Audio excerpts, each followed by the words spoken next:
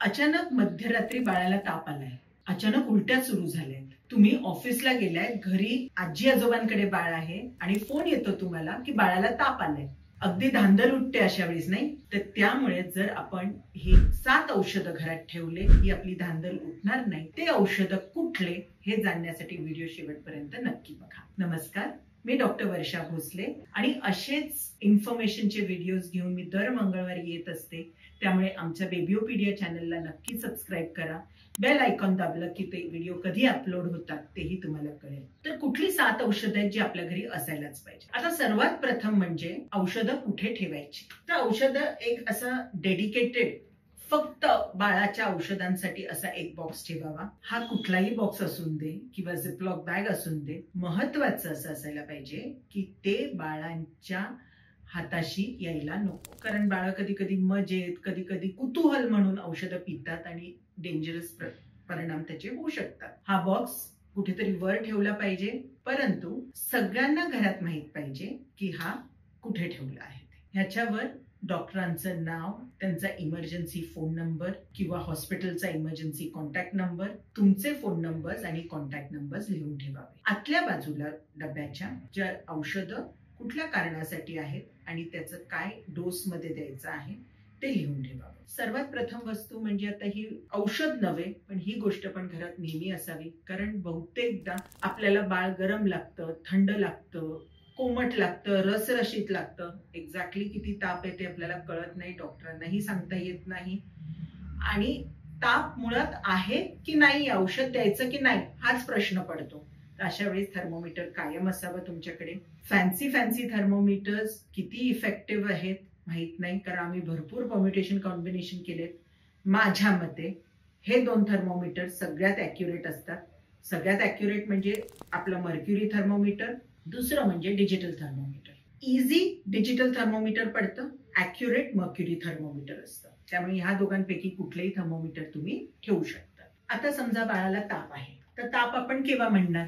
जर बाळाचं टेम्परेचर 99.4 पेक्षा वर असेल तर बाळाला ताप आहे, बाळाला तापाचं औषध द्यायची गरज आहे. तर आता कुठलं औषध द्यायचं? तर पॅरासिटामॉल. पॅरासिटामॉलचा डोस किती असावा हे मी डिस्क्रिप्शन बॉक्स मध्ये लिहिलेलं आहे. तर आता इथे माझ्याकडे जीएसकी कंपनीचं क्रोसिन नावाचं औषध आहे. आता तुम्ही बघाल तिन्ही क्रोसिन औषध आहेत. हे क्रोसिन ड्रॉप्स आहेत, हे क्रोसिन 120 आहे आणि हे क्रोसिन 240 आहे. तर ह्याच्यातला फरक एवढाच, त्याच्यातला मॉलिक्यूल पॅरासिटामॉलच आहे, पण तिघांमध्ये वेगवेगळ्या कॉन्सन्ट्रेशन मध्ये हे औषध आहे. त्यामुळे या तिघी फॉर्म्युलेशनचा फक्त डोस वेगळा येणार. जनरली 10 किलो पर्यंत आम्ही ड्रॉप्स देतो, 10च्या वर आम्ही सिरप 120 देतो आणि 15च्या वर असेल तर डबल स्ट्रेंथ देतो. मी तिघांचा डोस 10 किलो प्रमाणे डिस्क्रिप्शन बॉक्स मध्ये लिहिला आहे, पण तुमच्या डॉक्टरांनी कुठलं फॉर्म्युलेशन लिहिलंय आणि त्याच्या वजनाप्रमाणे कुठले औषध द्यायचं, किती द्यायचं हे तुम्ही लिहून ठेवा. बरं, दुसरं औषध जे आपल्याला ठेवायचंय ते म्हणजे आयबुप्रोफेन. क्रोसिन दिल्यानंतर किमान 2 तास थांबायचं आणि ताप जर उतरला नाही तर आयबुप्रोफेन नावाचं औषध तुम्ही देऊ शकता. आता बाळाला उलट्या, अचानक बाळाला उलट्या होतात आणि मग काय करायचं आपल्याला सुचत नाही. तर उलटीचं औषध, उलटी न होण्याचं किंवा उलटी थांबवायचं औषध हे घरामध्ये कायम ठेवायलाच पाहिजे. हा मॉलिक्यूलचं नाव आहे ऑन्डेनस्ट्रॉन, कंपनीचं नाव आहे ऑन्डेम. ऑन्डेम ही रेग्युलरली सगळीकडे अवेलेबल असते, अगदी खेड्यापेड्यात पण हे औषध मिळतं. त्यामुळे हे औषध तुम्ही जवळ ठेवायला हरकत नाही. डॉम्स्टॅल, डोमपेरिडॉन. आता ह्या 2 सिरप्स मध्ये असं कन्फ्युजन होतं. परत डॉम्स्टॅल ड्रॉप्स आहे आणि डॉम्स्टॅल सिरप आहे. सिरपचं कॉन्सन्ट्रेशन वेगळं, ड्रॉप्सचं कॉन्सन्ट्रेशन वेगळं. त्यामुळे तुमच्या डॉक्टरांकडनं याचा डोसेज काय आहे ते लिहून घ्या. मी डोसेज डिस्क्रिप्शन बॉक्स मध्ये लिहिलाच आहे. आता उलटीचं औषध देताना एक महत्वाची गोष्ट अशी आहे ना की आपण भरपूरदा की बाळाने काही खाल्लं नाहीये म्हणून खाण्याची वाट बघतो आणि मग उलटीचं औषध देण्याची वाट बघतो. तसं करू नये, कारण बाळ काही खाल्ल्यावर पचणार नाहीये. त्यामुळे रिकाम्या पोटावरच उलटीचं औषध द्या. अर्धा तास थांबा त्याचा असर होईस्तोपर्यंत आणि मग त्याला पाणी किंवा जर बाळ दूध पित असेल तर दूध हे द्या. ते पचलं तर मग जेवण द्या. याच्याने काय होईल, उलटीच्या औषधाचा असर होतो आणि मग ते जेवण पोटामध्ये राहायला मदत होते. नाहीतर बाळ उलट्या करत राहणार आणि तुम्हाला काय करायचं ते पुढे सुचणार नाही. बाळाला जर जुलाब झाले तर प्रोबायोटिक हे तुमच्याकडे असायला पाहिजे.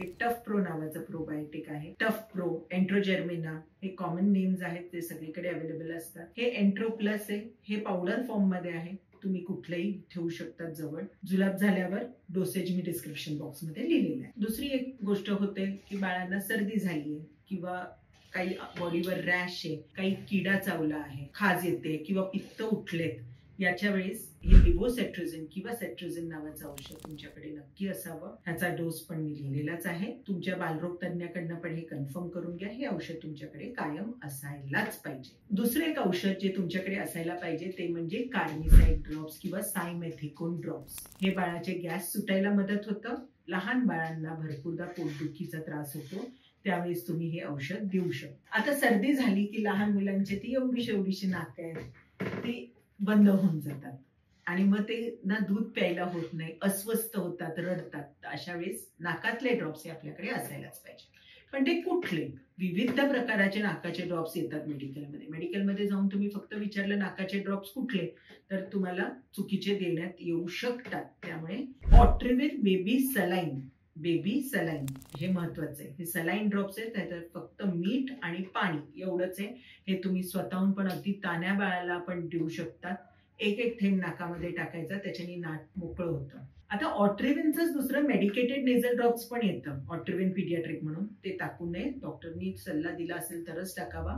पण नेझो क्लिअर किंवा ऑट्रिव्हिन बेबी सलाईन ह्याच्यावर सलाईन नेझल ड्रॉप्स लिहिलेले असतात, ते तुम्ही केव्हाही टाकू शकतात बाळाला नाक बंद झाल्यास. आता लहान मुलं म्हटलं म्हणजे धडपडणं, लागणं, खरचटणं या गोष्टी होतच राहतात. त्यामुळे ही गोष्ट तुमच्याकडे नेहमी असली पाहिजे. ते म्हणजे स्टेराइल गॉस्पीस, काही बँडेडच्या पट्ट्या आणि एक अँटीसेप्टिक क्रीम.